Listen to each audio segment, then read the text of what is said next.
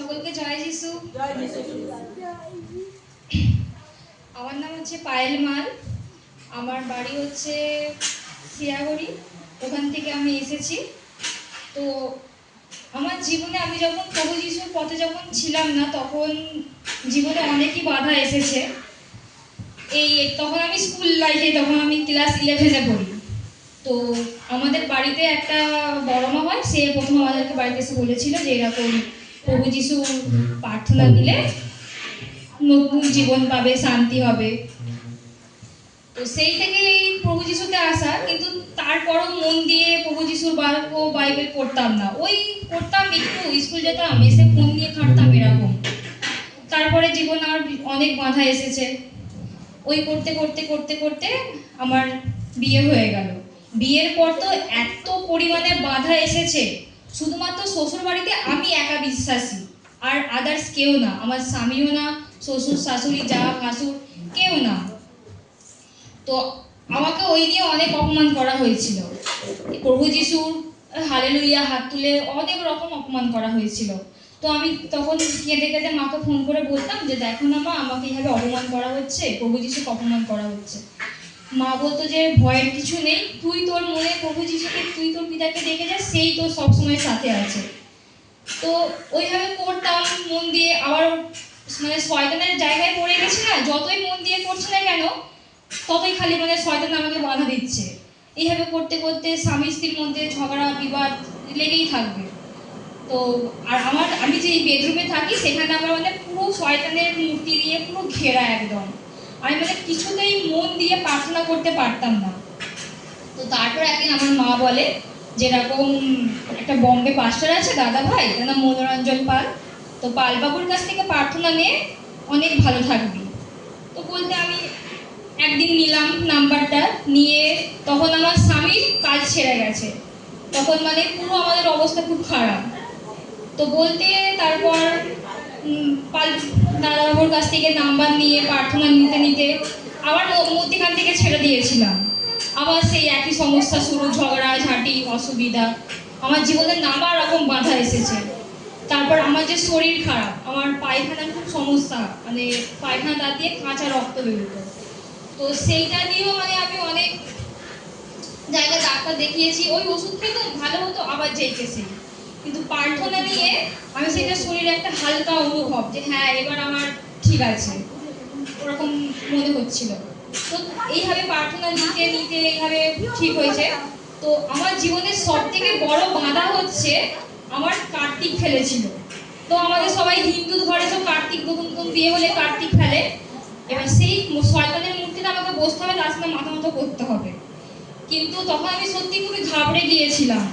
একমাত্র এই পাল দাদাবাবু আর আমার মা আমার সাথে ছিল, আর স্বয়ং প্রভু যিশু সাথে ছিল। আমি মানে প্রথম অব্দি যে লড়াই করেছিলাম, তো শেষ অব্দি আছে না আমি প্রার্থনায় বসতে পারবো না, আমি মূর্তি পুজো করবো। কিন্তু হঠাৎ করে প্রভু যিশুর এমন আশ্চর্য কাজ আমার স্বামীর মধ্যে দিয়ে বলে, না তোকে আসতে হবে না, আমি এখানে একা পুজো করে দিচ্ছি, তোকে আসতে হবে না। তো ওইটা হচ্ছে আমার জীবনের সব থেকে বড় আশ্চর্য কাজ করেছে প্রভু যিশু। তো তারপরে আমি ভেবেছিলাম হয়তো আমাকে বুঝে আর কেউ বুঝে ওখান থেকে আনতে আসবে না, পুজোয় একটা বসিনি, অনেক রকম অপমান কথা শুনতে হয়েছে। তো তারপর দেখি না আমার যা ভাসুর আমার স্বামী আমাকে আনতে আসছিল, আচ্ছা না এখন যাব না, পরে যাব। তো এই নিয়ে চলতে চলতে এখন মোটামুটি বেশ ভালোই আছি, প্রভুর ঈশ্বরের কৃপায় প্রার্থনা করি, তাও যেন মনে হয় শয়তানে বাধা দিচ্ছে আমাকে। তো তারপর আমার মা বললো যে মন দিয়ে প্রার্থনা কর, বাপ্তিস্ম নিলে তুই নিজে বুঝতে পারবি যে তোর শরীরে তো কি হচ্ছে না হচ্ছে, জীবন তো নতুন জীবন পাবি। তো তারপর বলতে আস্তে আস্তে প্রার্থনা শুরু করলাম। শয়তানের বাধা দিতেই থাকবে, কিন্তু আমি যতটুকু পারতুম ততটুকু আমি প্রার্থনা করতুম, গান বাক্য বাইবেল। আর দাদাবাবু রোজের প্রার্থনা দেয়, ওই প্রার্থনায় জয়েন হতাম, যতটুকু শিখেছি ততটুকুই নিয়ে আজ বাপ্তিস্ম নিতে এসেছি। তো বাপ্তিস্ম যখন নেওয়ার সময়, যখন জলে যখন ডুব দিই, তখন যেন মনে হচ্ছে শরীর মানে একটা শরীর থেকে মানে একটা খুব হালকা অনুভব করলাম, যেন যখন ডুবে উঠলাম একটা হালকা যেন আলোর মতো যেটা দেখতে পেলাম। এটা প্রভুরই ঈশ্বর আশ্চর্য কাজ এটা। তো তারপর থেকে আমার এখন পুরো শরীর এখন একটু অসুবিধা হচ্ছে না, মানে আগের থেকে অনেক সুস্থ হালকা বোধ করছি। আর আমার স্বামী হচ্ছে যে মাসখানেক আগে ওর একটা হার্টের সমস্যা হয়েছিল, তো ডাক্তার বলেছিল যে ওকে মানে পুরো বেড রেস্টে থাকতে। তো আমার এই পাল দাদা বাবু প্রার্থনা দিতে 1 সপ্তাহের মধ্যে কাজ করে গেছে।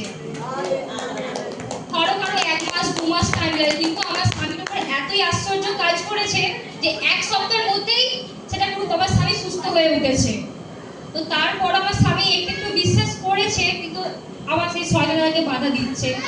তো তাকেও আমি তবু নিয়ে প্রার্থনা করি, আমার শ্বশুরবাড়ি নিয়ে প্রার্থনা করি, যেন মন্দির হয়। তো এটাই আমার জীবনে প্রভু যিশুর পথে আসার এটা আমার ফলাফল। ধন্যবাদ করব যে পরমেশ্বর সিস্টার জীবনে বড় চমৎকার করেছেন, মানে বিশাল মহান্তর চমৎকার করেছেন। যে অল্প বয়সে প্রভুতে এসছে, তো আমরা প্রার্থনা করব যে সবাই এর সারা জীবনই প্রভুর সঙ্গে জুড়ে থাকতে পারে। হালেলুয়া। ধন্যবাদ সর্বশক্তিমান, আশীর্বাদ করো প্রভু যে অল্প বয়সে আপনার কাছে এসেছেন। তো যেমন আপনি মরিয়মকে বেছে নিয়েছিলেন, আর মরিয়ম এক ধার্মিক লড়কি ছিল, মানে পরমেশ্বরের আরাধনা করত, কিন্তু তার গর্ভেতে প্রভু আপনি স্বয়ং এসেছিলেন। তো প্রভু যিশু আজ সিস্টারের জীবনেও আশীর্বাদ করো, আর জীবনভর যেন আপনার পথে চলতে পারে। প্রভু যিশু খ্রিস্টের নামেতে এই প্রার্থনা চাইছি, আমিন আমিন আমিন। হালেলুয়া। আর তালি বাজায় পরিপর্দা ধন্যবাদ করব। হালেলুয়া।